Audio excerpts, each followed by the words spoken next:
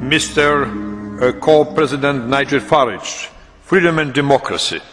Well, good morning, Mr. Van Rompuy. You've been in office for 1 year, and in that time the whole edifice is beginning to crumble.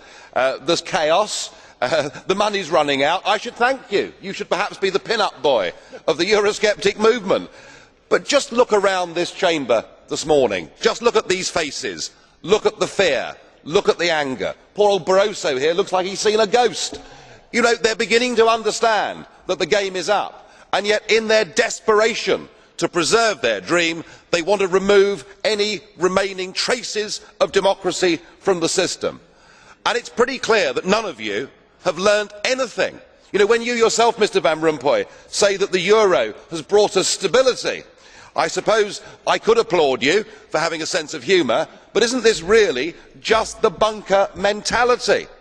You know, your fanaticism is out in the open. You talked about the fact that it was a lie to believe that the nation state could exist in a 21st century globalised world. Well, that may be true in the case of Belgium, who haven't had a government for 6 months, but for the rest of us, right across every member state in this union, and perhaps this is why we see the fear in the faces, increasingly people are saying, we don't want that flag, we don't want the anthem, we don't want this political class, we want the whole thing consigned to the dustbin of history.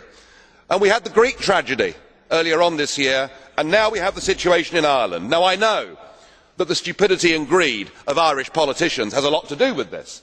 They should never ever have joined the euro. They suffered with low interest rates, a false boom and a massive bust. But look at your response to them.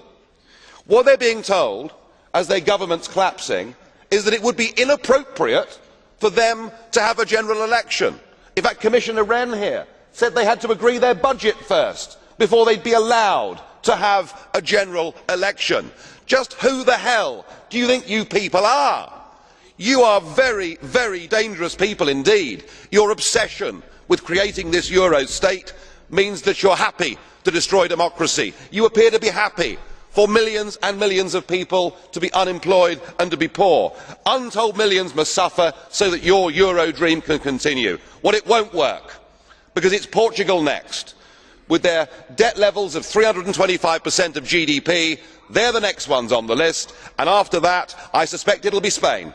And the bailout for Spain would be 7 times the size of Ireland, and at that moment all of the bailout money has gone. There won't be any more.